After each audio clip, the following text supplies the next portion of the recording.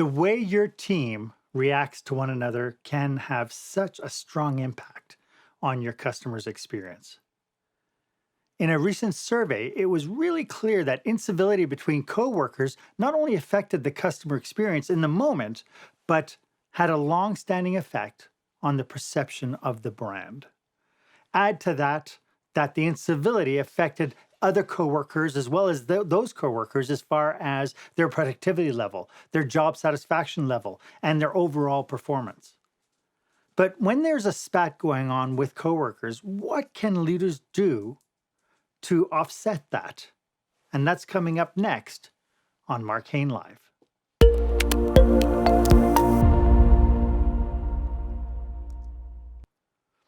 Welcome back to Mark Hain Live, where small business owners and entrepreneurs pick up core skill sets to help them work on their business, not just in their business. I'm your host, service expert and master of experiences, Mark Hain, and today we're talking about what leaders need to do to recognize strife and conflict between their employees and what they need to do to address it. Before we get into it, I just want to remind you that we are here Tuesday at noon Eastern Time on YouTube. Of course, you can follow me on Facebook, Twitter, LinkedIn, and on Instagram. Feel free to like and comment on this post. And even if you are watching the replay here on YouTube, be sure to hit the subscribe button and ring the bell. That'll give you first dibs when I have some fresh content for you.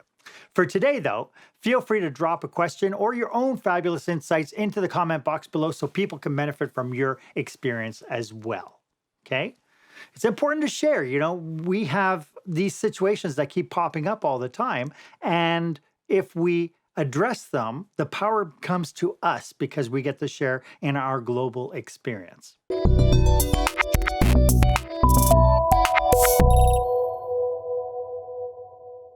Have you ever witnessed employees going at it, either as a coworker or as a customer? And if you have, how did it make you feel? Put a comment in the comment box. Let's share our experiences. So our topic today is leadership. It's recognizing and dealing with employee interaction issues that happen in public. Now, this is born from my experience just recently. Like 3 days ago, I was in the grocery store. I was standing in line, and it was absolutely obvious that my clerk and the clerk in the next aisle had an issue with one another. You could tell the tension was absolutely incredible. You could see them sneering at each other, glancing at each other, like there was an issue. And then, of course, when the customers, they could feel the negativity. And in fact, I think a customer ahead of me said to the clerk, you could smile, because they were absolutely stone-faced and absolutely miserable looking.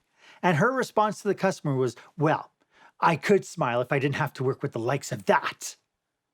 Obviously doing the head nod over the direction of her coworker. And it makes the customers feel like they're in the middle of something. And it makes it feel like the customers, like the clerks make the customers feel like they're the problem.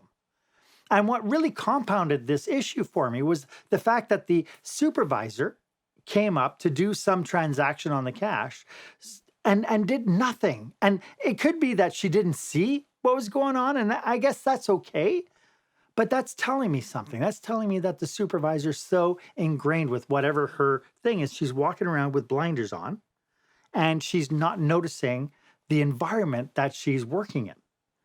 And I guess, when it comes down to this idea that when there's negative behavior, I feel that negative behavior will always escalate if it's not addressed.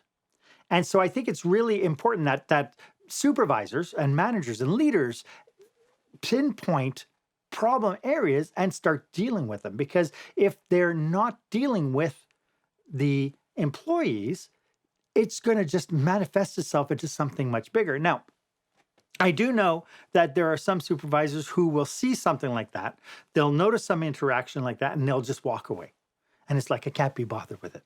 Let them deal with it. And it's all fine to say that, but when push comes to shove, you still have customers in your store. You still have production happening in your warehouses or in your production lines. And if you have two people who aren't getting along together, it affects the whole gambit.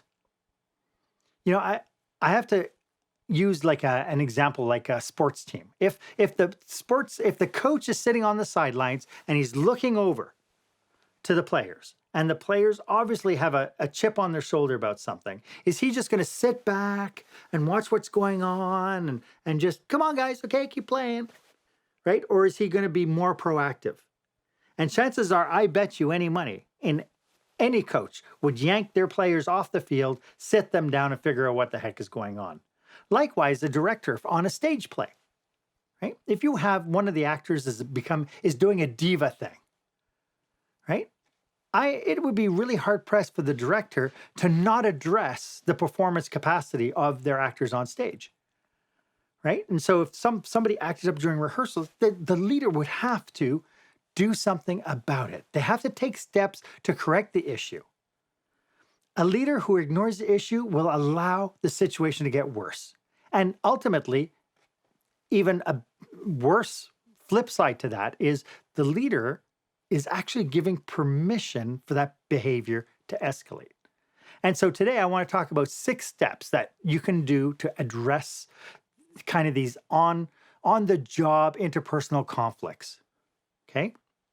The first one is recognize that there is a problem. And this is one of the problems, I think, in the grocery store. This is one of the problems that the supervisor didn't do. The supervisor walked into a situation and was so blinded by whatever she had going on that she didn't even recognize that there was a problem existed. And if she did, she really gave a good act of ignoring it. But what that tells me is that the supervisor is not sensitive to the environment that's around her. It's important that as supervisors that we take it all in. We are kind of taking in all the things. We're looking for problem areas. And sometimes because we're so involved in our day-to-day things, we don't see the forest for the trees. We're so ingrained into our environment that we stop asking the questions about what's going on at any given time. Now, let's face it, as leaders, one of the things that we are there to be the eyes in case of conflict. And when two people are going at it, if you're not present, you are blinded, right? So it's really important that you recognize that a problem exists.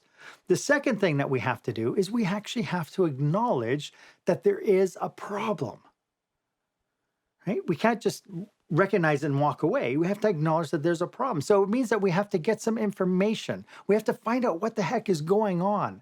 And sometimes that means talking to the individual employees themselves, at the very least going up to them and saying, is everything okay? Talking to coworkers, talking to other people, finding out what the comments are. It's important that we take those steps to acknowledge it.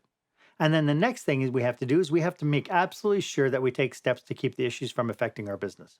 And this is probably, step number 3 is probably the most self-serving as you're going to get throughout this process, because we want to make sure we can still make the sales. We want to make sure that we are still serving our customers. We want to make sure that we're still moving forward.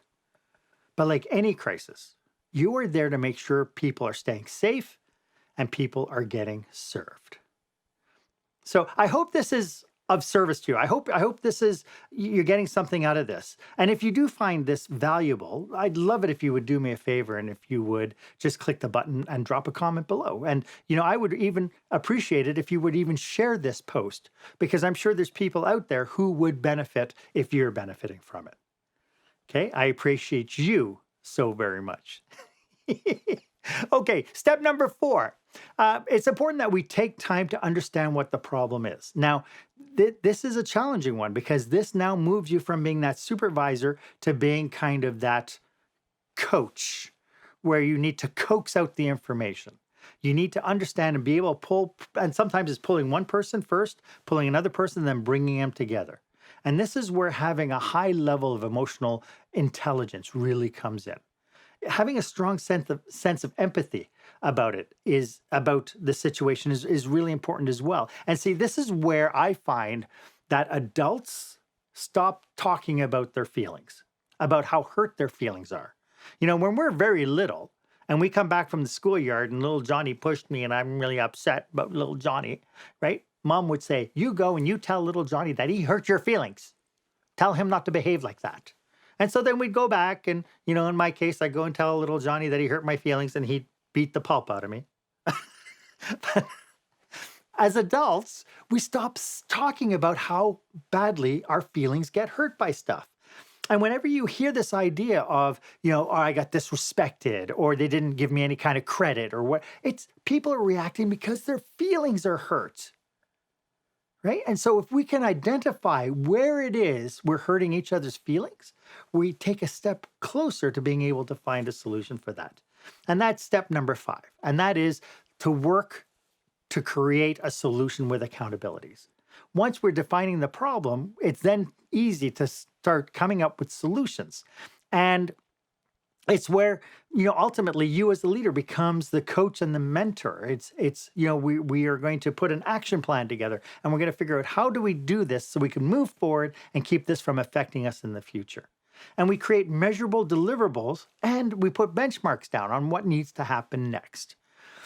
Once you have the two parties or the parties sitting in front of you, if you can get them to help you build those solutions, you're much better off in being able to have them abide by whatever decisions are made because they are part of the solution. They help come up with it, right? And then step number 6 is probably one of the most important, and that is move on. The past is the past. Once it's dealt with, once the plan is in place, it's important to move forward and stop making this affect everybody around you. This is when we stop talking about it, we stop backstabbing, it is the past. And right now is the present, and anything before us is a new day. And so we don't have to hold on to grudges. The one thing as a leader is you probably do have to keep records, and I would strongly recommend you keep records of the incident and the steps taken just in case there's something somewhere down the line you need to be able to protect yourself. But, this is the one aspect I think when I used to do discipline actions with my employees, and when it's all done, it's done. That's my thing. We dealt with it. The book is closed. We move on. And they'd be a little bit freaked out. They're like, well, I thought you were mad at me. And it's like, no, I'm not mad at you. Why would we dealt with it? It's over. It's done with. I don't understand why you think I would be mad at you. But having said that, we can now move on with a clear conscience, with a clear slate. So being a leader in a situation when there is employee strife requires that you take your time and you take the proper steps. It requires empathy and patience. You can't afford to jump into a situation and just snap, nor can you afford to let the issue slide. It's really important for you as the leader to take the stance that you are being of service to your team members. So you take the stance, I am here for you. I want to make sure that you can perform at your best, and I want to help you overcome whatever barriers might exist for you to be able to do that. And if that means sitting down and coaching the two people through it, or the two parties through it, or the parties, because it could be even groups of people, right? It's important that you help them move forward. You are there to be of service to them. So to recap, number 1, recognize that the problem exists. Number 2, acknowledge that there is a problem. You have to acknowledge it. You recognize, then you acknowledge. And then you take steps to make sure that it's not affecting your business. You do whatever it takes to maintain the integrity of your business. And then you take the time to understand what the problem is, and then you can work on creating a solution with accountabilities with all the parties involved. And then, of course, number 6, move on. The past is the past. Move on. Let's get over it, and let's go ahead and have a great day. Taking these steps will help you effectively deal with the issues while showing that you are compassionate and that you have empathy towards the needs of your team members. Okay? Folks, that's all that we have time for today. I hope you got a lot out of this information. And I'm sure, my hope is that the information is something that you can apply starting today, right now. And like always, through my vlogcast, this is episode number 10. Every time I make you the same offer, I'm more than willing to give you 30 minutes free of my time to work with you and your team on a brainstorming call. If you have a particular issue that you're trying to overcome, you need to brainstorm some ideas, maybe some ideas on how to pivot, whatever it is. If I don't have the answers, I know that I have resources. And so maybe I can point you in the right direction. So feel free to book time on the calendar. The calendar link is below. I'd love to spend 30 minutes with you and your team and see what we can accomplish. I'd love to know what you thought about today's episode. So please drop a comment in the box below. Feedback is so important because I generate this content and I don't know if it's resonating with anybody. I get a lot of thumbs up. I'm happy to say that I'm at 850 views on my channel, which is really fantastic, but I'd really love to get some sort of feedback, some sort of comments. What do you think? What do you like about it? What do you hate about it? Hopefully you don't hate that it's too long, because sometimes they go a little long. But, ultimately what I'm trying to do is provide enough information that you're going to look at this and go, my goodness, I need to share this with my team, or I need to share this with my managers, or I need to share this with somebody that I know who's got this problem. My philosophy has always been that information is power, but it is only powerful if it's shared. If we hoard it in, it's no power at all. And if you haven't done so yet, please hit the subscribe button below and ring the bell. And I will make sure that we notify you whenever I do some fresh content for you. And please do let me know if there is a particular subject or a particular problem you'd like me to address on this vlogcast. I'd love to hear it. My name is Mark Hain, and I'll see you next week when I bring you some more juicy and tantalizing content to help you run your small business. I hope you will stay safe, stay healthy, and dare to be the exception.